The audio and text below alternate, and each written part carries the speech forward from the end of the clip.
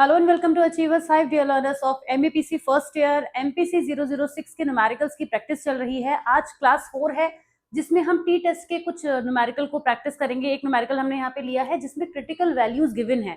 मैं आपको क्लास 1 में ये चीज बहुत अच्छे से एक्सप्लेन कर चुकी हूँ कि जब भी किसी क्वेश्चन में, चाहे वो टी टेस्ट हो, अनोवा हो या कोई भी दूसरा क्वेश्चन हो, जहां पर हमें क्रिटिकल वैल्यूज गिवन होंगी वहां पर हमें हाइपोथेसिस टेस्टिंग जरूर करनी है।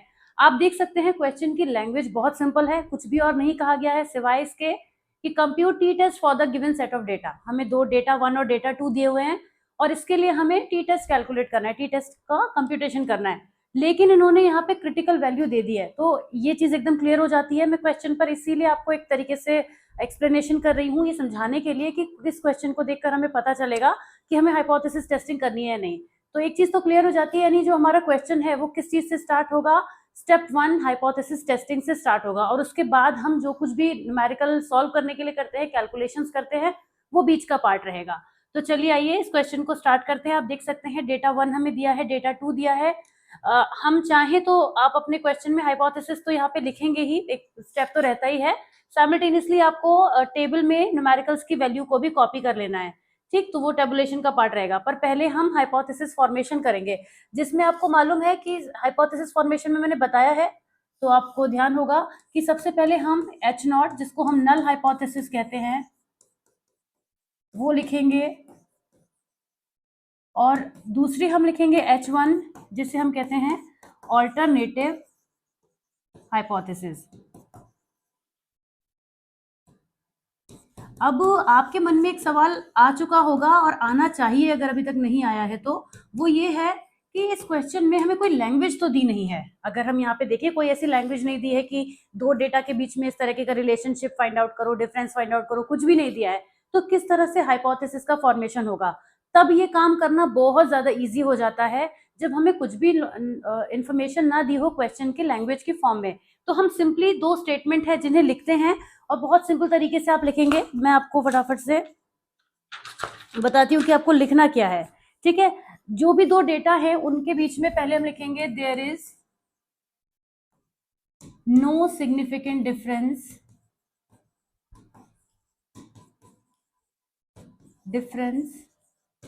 बिटवीन, किसके बीच में होगा, आप देख सकते हैं यहाँ पे दो डेटा दिए हैं, डेटा 1 एंड डेटा 2। तो बिटवीन डेटा 1, जिसको अभी हम x1 कंसीडर करेंगे, चाहे तो लिख सकते हैं, नहीं भी लिखेंगे x1 तो चलेगा, कोई फर्क नहीं है, एंड डेटा 2, जिसको अभी हम x2, क्योंकि हमने यहाँ इसलिए मेंशन कर दिया है ना, क्योंकि अभी आपने एक देखा होगा, एक नजर आपकी जब यहाँ पे गई थी, आपने देखा होगा मैंने x1 x2 करा हुआ है। तो x1 और x2 उसको लिखेंगे, डेटा 1 डेटा 2 नहीं लिखेंगे, क्योंकि हमें आगे फॉर्मूले में उसी तरीके से उसे पुट करना है। अब ऑल्टरनेटिव क्या होगी, ऑल्टरनेटिव इसका जस्ट ऑपोजिट हो जाएगी, देयर इज सिग्निफिकेंट डिफरेंस, बिल्कुल उसी को कॉपी करना है हमें लाइन को, significant difference between data 1 and data 2। Okay, x1 x2 लिख दीजिएगा चाहे तो, डेटा 1 एंड डेटा 2। ये हमने हाइपोथेसिस फॉर्मेशन करी, यही लैंग्वेज आप यूज करेंगे कि there is significant difference between the values, between the data, between whatever is given to us, x y a b जो भी दिया जाएगा। आते हैं सेकंड स्टेप की तरफ। यहाँ पे मैंने थोड़ा सा आधा काम किया था एक्चुअली में, just to save some time मैंने यहाँ पे वैल्यूज लिखी, मगर मैं x2 की तो लिखना भूल ही गई, तो फटाफट से x2 की भी वैल्यू लिख देती हूँ। x2 की वैल्यूज, एक्चुअली हम ये वैल्यूज कॉपी कर रहे हैं पर बार बार यहाँ से वहां शिफ्टिंग में प्रॉब्लम आती है, तो मैं अपने पास पूरा न्यूमेरिकल सॉल्व करके रखती हूँ जिससे कि चीजें गलत ना हो। ये बड़ा जरूरी है कि हमारी जो वैल्यूज है ना वो बड़े ध्यान से लिखी जाए। 3 4 5 5, आपने भी क्वेश्चन नोट कर लिया होगा अपने पास, 3 4 5 5 2 2 4 4 6। बहुत ही ध्यान से हमें वैल्यूज को लिखना होता है। आप समझिए एक नंबर भी जरा सा चेंज हुआ ना तो फिर सब कुछ गड़बड़ हो जाएगा। अब हम क्या करेंगे न्यूमेरिकल में, अब हम सबसे पहले क्या करते हैं, x1 और x2 का टोटल हम यहाँ पे करते हैं, ठीक है। जब हम x1 का टोटल करेंगे, क्विकली कीजिए, तो ये आ जाएगा 30, और जब हम x2 का टोटल करेंगे तो ये आ जाएगा 40। क्रॉस चेक कर लीजिए फटाफट से कि यही वैल्यू आ रही है। 5 4 9 2 11 5 16 3 19 एंड 4 23 देन 26 27 28 29 30, करेक्ट। तो ये ठीक है, जो वैल्यूज हैं हमारा टोटल ठीक है। अब हम क्या करेंगे, अब हम यहाँ से आगे नहीं बढ़ेंगे, पहले हम यहाँ से चलेंगे दूसरी तरफ, जहां से हमें x1 बार और x2 बार कैलकुलेट करने हैं, क्योंकि क्वेश्चन में आपको दिख रहा है x1 में से x1 बार माइनस करना है, पर x1 बार तो अभी हमने कैलकुलेट किया नहीं है। तो हम इन पैराग्राफ्स पर यानी इन कॉलम्स पर सॉरी तभी आ पाएंगे जब हम x1 बार और x2 बार कैलकुलेट करेंगे। तो हम सबसे पहले लिख सकते हैं, यहाँ पे कलर चेंज कर देती हूँ, हाँ ये क्वेश्चन के लिए यूज किया था मैंने ग्रीन कलर। अब हम यहाँ पे देखेंगे जो n1 है वो है हमारा, n1 क्या है हमारे पास, n1 की वैल्यू है 10, n2 की वैल्यू भी 10 है। अब ये n1 और n2 क्या है, ये वो सैंपल्स हैं जो x1 के लिए लिए थे और x2 के लिए लिए थे, यानी नंबर ऑफ वैल्यूज 1 2 3 4 5 6 7 8 9 10, और ये भी 10 है, आप काउंट कर लीजिएगा। तो n1 और n2 की वैल्यू 10 10 है। अब हमें x1 बार कैलकुलेट करना है। x1 बार कैसे निकलेगा, ये जो टोटल वैल्यू है यानी sigma x1 divided by n1 number of items, right, n1। तो इसको कैलकुलेट करेंगे, इसी तरीके से x2 बार भी निकाल लेंगे, सिग्मा x2, जो कि ये कितना आया है सिग्मा x2, सिग्मा मतलब सम ऑफ द वैल्यूज, राइट, ये मैथमेटिकल एक्सप्रेशन होता है। सिग्मा x2 इज 40 और टोटल वैल्यूज कितनी है 10, तो यहाँ पर डिवाइडेड बाय n2। तो इस तरीके से हमें x1 बार और x2 बार की वैल्यू मिलेगी, जिसके बाद हम इस वाले कॉलम पर आ पाएंगे। तो सिंपल है, 30 डिवाइडेड बाय 10 और 40 डिवाइडेड बाय 10, कितना कितना आ गया हमारे पास, x1 bar is 3 and x2 bar is 4। ये हमारे काम की वैल्यू है, इसको हम नोट करके रख लेंगे, राइट, इसकी हमें आगे भी जरूरत पड़ेगी। अब इन वैल्यूज का हम यूज करेंगे, हमें हर x1 में से x1 बार माइनस करना है, मतलब 2 में से हमें क्या माइनस करना है, 3। अभी सिर्फ x1 बार पे फोकस करिए, इधर पे मत आइएगा। 2 में से हमें माइनस करना है 3, 3 में से हमें माइनस करना है 3, 4 में से हमें माइनस करना है 3। अब ये बहुत अच्छा क्वेश्चन है जहां पे x1 बार और x2 बार की वैल्यू डेसिमल्स में नहीं आई है, तो आप बहुत जल्दी कर लेंगे बिना कैलकुलेटर के भी फॉर नाउ। अभी बाकी आगे जहां जरूरत रहेगी वहां करिएगा। किसी भी पर्सन को अगर ये लगता है कि छोटी से छोटी कैलकुलेशन भी हमें कैलकुलेटर से करके चेक करनी चाहिए तो कर लीजिए, इसमें कोई प्रॉब्लम नहीं है। पर ये काफी छोटी कैलकुलेशन है, हम सभी जानते हैं 2 में से 3 माइनस करेंगे तो -1 आएगा, तो इतना सिंपल के लिए शायद जरूरत ना पड़े, लेकिन अगर आपको लगता है तो आप कर सकते हैं, क्योंकि कई बार इन बेसिक डिफरेंसेस में जो लोग थोड़ा सा सब्ट्रैक्शन में जिन्हें प्रॉब्लम होती है वो इन चीजों में ना माइनस प्लस की गड़बड़ कर देते हैं, और वो बहुत ध्यान रखने वाली बात है। तो हम यहाँ पे सब्ट्रैक्शन करेंगे, 2 में से 3 माइनस करेंगे, तो मैं यहाँ डायरेक्ट लिखने जा रही हूँ, आप भी लिख लीजिएगा डायरेक्ट। 2 में से 3 माइनस करिए, कितना बचेगा, इस 2 में से ये वाला 3 है, इसको नहीं देखना है अभी, इस कॉलम से हमें कोई मतलब नहीं है। 2 माइनस 3 कितना हो जाएगा, -1, 3 माइनस 3 कितना हो जाएगा, 0, 4 minus 3 plus 1, 2 minus 3 again -1, 5 minus 3 कितना बचेगा, 2, 3 माइनस 3 0, 4 माइनस 3 1, सिंपल है, 2 minus 3 -1, 2 minus 3 again -1 and 3 minus 3 is 0। तो ये हमारा x1 जो बार है उसको हमने सॉल्व किया, यहाँ पे माइनस करा और डायरेक्ट लिख लिया। अगर ये वैल्यू डेसिमल्स में होती तो कैलकुलेटर से करते और आराम से करके एक एक वैल्यू को लिखते, माइनस लिखने की जरूरत नहीं है। जैसे एग्जाम्पल के लिए मान लेते हैं 3.9 आता हमारा, तो हम यहाँ इस कॉलम में नहीं लिखेंगे 2 माइनस 3.9, 3 माइनस 3.9, ये आपका काम बढ़ाएगा, ये बस लिखना ही तो है, आपको काम बढ़ेगा आपका, फिर भी तो आपको सब्ट्रैक्शन करके लिखना पड़ेगा। तो थोड़ा सा अपनी स्पीड को मेंटेन करेंगे, कैलकुलेटर से डायरेक्ट कैलकुलेशन करेंगे, बट बहुत ज्यादा ध्यान से। फिलहाल तो अच्छा है कि इस क्वेश्चन में डेसिमल नहीं आया है अभी तक। अब हम 3 से, अब हम यहाँ x2 माइनस x2 बार में भी यही काम करेंगे। 3 में से क्या माइनस करेंगे, 4, फिर 4 में से 4, तो चलिए इस तरीके से करते हैं फटाफट से। 3 माइनस 4 कितना हो जाएगा, -1, 4 माइनस 4 0, देखते भी रहिएगा, मैं तो बोर्ड के आगे खड़ी हूँ वैसे। 5 माइनस 4 कितना हो जाएगा, +1, 5 माइनस 4 अगेन +1 एंड अगेन +1, 3 बार है ये। 2 माइनस 4 कितना हो जाएगा, -2, 2 minus 4 again -2, 4 minus 4 0, 4 minus 4 0 and 6 minus 4 is +2। अब हम क्या करेंगे, इस कॉलम में हर वैल्यू का स्क्वायर करेंगे, क्योंकि x1 माइनस x1 बार ये जो इतना था ना, इसका होल स्क्वायर करना है, तो हर वैल्यू को स्क्वायर करेंगे। अगेन बहुत इजी है, आपको पता है कि नेगेटिव वैल्यू स्क्वायर करने के बाद पॉजिटिव हो जाती है, तो -1 का स्क्वायर क्या हो जाएगा, +1, सब कुछ पॉजिटिव ही आएंगे यहाँ पे, तो माइनस प्लस की टेंशन अभी मत लीजिए, बस स्क्वायर करते जाइए। 0 को हो जाएगा 0, 1 1, मैं इस वाली लाइन पे चल रही हूँ फिलहाल, 4 0 1 1 1 एंड 0। आगे बढ़ते हैं। अब इस कॉलम के लिए हम कैलकुलेशंस करेंगे। 1 0 1 1, फिर से 1, देन 4 4 0 0 एंड 4। अब ये लाइंस में नहीं चल रहा है थोड़ा, क्योंकि मैंने तो यहाँ पे लिखा है, आप अपनी आंसर कॉपी में लिखेंगे तो ऑटोमेटिकली लाइन में आ जाएगा। अब हमें क्या करना है, हमें x1 माइनस x1 बार का होल स्क्वायर, मतलब इस पूरे का टोटल करना है। जब हम टोटल करेंगे तो हमें क्या मिलेगा, sigma x1 minus x1 bar whole square.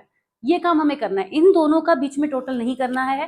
First to में टोटल करना होता है क्योंकि जरूरत होती है, और इन दोनों का टोटल करेंगे क्योंकि आगे फॉर्मूले में जरूरत होगी। तो आइए फटाफट से इसका भी टोटल कर लीजिए और इसका भी टोटल कर लीजिए। आना चाहिए, ये आ जाएगा आपका 10 और ये आ जाएगा आपका 16। ठीक है, करके देख लीजिए, मैंने तो क्वेश्चन ही सॉल्व किया हुआ है तो मैं फटाफट से करती जा रही हूँ। अब ये आपने, ये हमारी कैलकुलेशंस कंप्लीट हो गई किस किस के लिए, x1 बार के लिए, x2 बार के लिए और s के लिए। ये दोनों हमने पहले कैलकुलेट करे। ये s के लिए कैलकुलेशन कंप्लीट हो गई है, लेकिन अभी हम s को अभी कंप्लीट करेंगे। ये इसी स्टेप में हमारा आगे का काम है, क्योंकि बोर्ड है हमारे पास तो जितना स्पेस है उतने में हम कर रहे हैं। तो x1 x2 तो हमने कैलकुलेट करके टेबल कंप्लीट करी, और अब s के लिए हम क्या करेंगे, ध्यान से देखिए। x1 minus x1 bar whole square plus x2 minus x2 bar whole square. मैंने सिग्मा नहीं लगाया, एक मिनट, टोटल ही तो लिखेंगे हम डायरेक्ट। तो हमारे पास ये जो टोटल आया है वो, ये होल स्क्वायर 10 और ये होल स्क्वायर 16, तो फॉर्मूले में पुट करेंगे विद इन अंडर रूट। यहाँ पे इस पूरे की वैल्यू कितनी है, 10 है, और इस पूरे की value sigma x2 minus x2 whole square की वैल्यू कितनी है, 16 है। Then n1 plus n2। अब आप ध्यान दीजिए, n और n1 और n2 कितने थे, 10 10। मैंने यहाँ गलती से, देखिए जरा सी मिस्टेक हो जाती है तो कुछ का कुछ हो जाता है, ध्यान नहीं दिया, 20 लिख दिया है मिस्टेकनली, इसको आप 10 कर लीजिए। ठीक है, अगर हम बात करें कैपिटल एन भी एक चीज होती है, फिलहाल उसकी जरूरत नहीं है। कैपिटल एन जो होता है वो n1 प्लस n2 होता है, वो 20 होगा क्योंकि दोनों का टोटल हो जाएगा। तो हाँ, ये है 10 प्लस 10 माइनस 2। अब हमें प्योर कैलकुलेशंस करनी है। अब हमें कैलकुलेटर की जरूरत पड़ेगी क्योंकि रूट में वैल्यू आ जाएंगी। 10 और 16 कितना हो जाएगा, 26, और यहाँ पे वैल्यू हो जाएगी 18। अब मैं तो डायरेक्ट डिवीजन करके लिखने जा रही हूँ, आप, मैंने किया हुआ है कैलकुलेटर से, तो वैल्यू जो मेरे पास आ रही है दैट इज कमिंग 1.444। जब इसको डिवाइड करेंगे ना तो हमें मिलेगा 1.444 अंडर रूट के अंदर, और जब उसको स्क्वायर रूट करेंगे तो वैल्यू आएगी 1.20 या फिर 1.2, कुछ भी कह सकते हैं। तो ये अभी किसकी वैल्यू आई है, ये तो अभी इसकी वैल्यू आई है, पर हमें क्वेश्चन में क्या क्या कैलकुलेट करना है, टी कैलकुलेट करना है। तो टी के लिए जो फॉर्मूला होता है उसमें एस की जरूरत हमें पड़ती है, राइट। मैंने आपसे कहा था x1 बार x2 बार की जरूरत आगे पड़ेगी, n1 n2 की आगे जरूरत पड़ेगी फॉर्मूले में।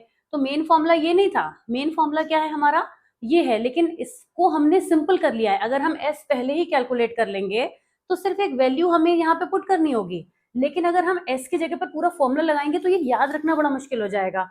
और आप ध्यान दीजिए, s को याद रखना बहुत आसान है। हमने जो ये दो वैल्यूज टेबल में निकाली है ना, ये जो यहाँ पे वैल्यूज निकाली है, बस इन्हीं का टोटल हमें ऊपर करना होता है स्क्वायर रूट के अंदर, और नीचे n1 n2 माइनस 2, बस इतना ही तो ध्यान रखना है। कुछ बच्चों को लगता है कि इसका फॉर्मूला बहुत क्रिटिकल है, नहीं, आप टेबल की तरफ जाइए।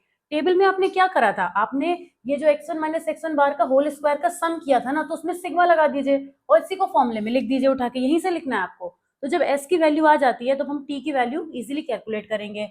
मैंने आपको पहले बताया है ये बात, लेकिन फिर रिपीट करती रहती हूँ कुछ चीजों को मैं।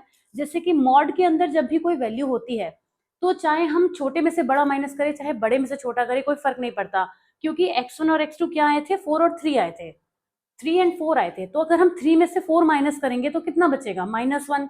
लेकिन वो मॉड के अंदर होगा ना, ये जो मॉड होता है, जो साइड से आपको दो लाइंस दिख रही हैं, जब इसके अंदर कोई भी नेगेटिव वैल्यू होती है, जैसे -3 है अगर मॉड के अंदर, तो इसका जो जो लिटरल मीनिंग निकलेगा, जो एक्चुअल वैल्यू निकलेगी वो 3 है।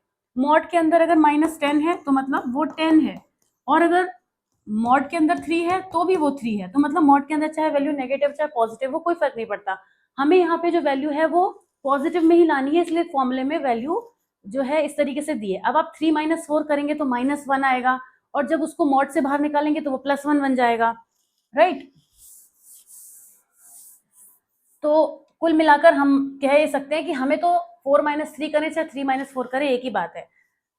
तो फिलहाल लिख लेते हैं आपको समझाने के लिए 3 - 4, और s की वैल्यू कितनी 1.2 आई थी, तो ध्यान है मुझे। फिर उसके बाद n1 और n2 कितने हैं 10 multiplied by 10 and then 10 + 10, right. इसको तो मैंने आपको बता ही दिया कि ये कुल मिला के 1 बन जाएगा, क्योंकि 3 - 4 -1 होगा और मॉड से निकल के वो 1 बन जाएगा। ये तो 1.2 ही रहेगा। यहाँ पे हम सॉल्व करेंगे, सिंपल कैलकुलेशन है, ये 100 हो जाएगा और ये 20 हो जाएगा। अब किसी भी तरीके से कर लीजिए, चाहे 100 को बाहर निकाल के 10 कर लीजिए, चाहे √20 कर लीजिए। मैं फाइनल आंसर यहाँ पे लिख देती हूँ जो हमें मिल रहा है, विच इज अगर हम इस 10 को बाहर निकालते हैं तो 1 × 10 एंड 1.2 √20 हमें मिल रहा है 8.3 डिवाइडेड बाय √20। कैलकुलेशन कर लीजिएगा, जरूरी नहीं हम एक ही मेथड को फॉलो करें, हम कुछ भी करें, अल्टीमेटली हमारा जो आंसर है वो 1.855 आ रहा है। 1.9 भी कह सकते हैं इसको, 1.85 है, राउंडिंग ऑफ करेंगे तो 1.9 हो जाएगा, राइट। तो टी की वैल्यू जो है वो हमारे पास 1.85 या 1.9 आ रही है। अब यहाँ तक हमने कैलकुलेशन करके अपना काम कंप्लीट कर लिया, लेकिन एक्चुअली में तो काम कंप्लीट हुआ नहीं है, क्योंकि हाइपोथेसिस टेस्टिंग हमें करनी होगी। अब मैं आपको ले चलती हूँ स्क्रीन पर, वैसे तो फर्स्ट पेज पर पहुंचना है हमें, लेकिन कोई बात नहीं। ओके, तो अब हम लिखेंगे कि हमने स्टेप 4 में हाइपोथेसिस टेस्टिंग करेंगे। तो सबसे पहले हम लिखेंगे टी कैलकुलेटेड। अभी आपने टी कैलकुलेटेड निकाला है, विच इज कितना था 1.85 और 1.9। मैं बार बार ये बात इसलिए कह रही हूँ कि कुछ स्टूडेंट्स आके ये कहेंगे कि मैम हमारा आंसर डिफरेंट आ रहा है, 1.85 और 1.9 को वो डिफरेंट समझ लेते हैं, मगर ऐसा होता नहीं है। डेसिमल के बाद की वैल्यू क्लोज होती है बहुत ज्यादा। उसके बाद हमारा टी जो टैबुलेटेड है, टैबुलेटेड मतलब जो हमें दिया हुआ है वो है 2.10 एंड 2.88। देखिए मैंने यहाँ दोनों को एक साथ क्यों लिखा है, आपने प्रीवियस क्वेश्चन में देखा होगा तो एक एक करके लिखा था, वैसे भी कर सकते हैं कि एक बार एक क्रिटिकल वैल्यू के लिए लिखिए, एक बार दूसरी क्रिटिकल वैल्यू के लिए लिखिए, लेकिन हमें क्लियरली दिख रहा है कि जो क्वेश्चन हमने सॉल्व किया है ना, आंसर जो हमारा आ रहा है वो जो दी गई क्रिटिकल वैल्यूज हैं यही तो दी गई है हमें इस क्वेश्चन में, ये है, दोनों से ही छोटा है, हमें दिख रहा है सामने से, तो हमने डायरेक्टली ऐसे भी लिख लिया। मैं आपको मेथड बदल बदल के चीजें दिखाती रहूंगी करने का, मगर ये समझ के चलिएगा कि तरीका सब सही होता है, राइट। अब हमने 1.85 जो वैल्यू निकाली ये इन दोनों से ही छोटी है, अगर इनके बीच में फॉल हो रही होती, वो भी कराऊंगी मैं, एक स्टूडेंट ने क्वेश्चन पूछा था कि अगर क्रिटिकल वैल्यू बीच में फॉल हो रही हो तो कैसे करेंगे उसको, तो मैंने प्रीवियस वीडियोस में पुरानी जो हमारी सीरीज उसमें तो ये कराया हुआ है, लेकिन फिर से करा दूंगी क्वेश्चन किसी भी टॉपिक पर। फिलहाल के लिए हम ये देख सकते हैं जो हमारा टी कैलकुलेटेड है that is smaller than T tabulated, both, दोनों किससे छोटा है, तो यहाँ पे क्या होगा, therefore null hypothesis is failed to reject और एक्सेप्टेड, दोनों बातें एक ही हैं, तो कुछ भी लिख लीजिए, इज एक्सेप्टेड। अगर आपको ये लिखना ज्यादा आसान लगता है, काफी बच्चों को ऐसे लिखना ज्यादा आसान लगता है क्योंकि वो कंफ्यूज हो जाते हैं फेल टू रिजेक्ट में, तो नल हाइपोथेसिस एक्सेप्ट हो गई है, मतलब क्या, यानी जो हमने ये वाला स्टेटमेंट लिखा था इसको अब हम लिखेंगे, that means there is no significant difference between data 1 and data 2, right. अब हम इसको लास्ट में लिखेंगे, कंप्लीट करेंगे, देयरफॉर देयर इज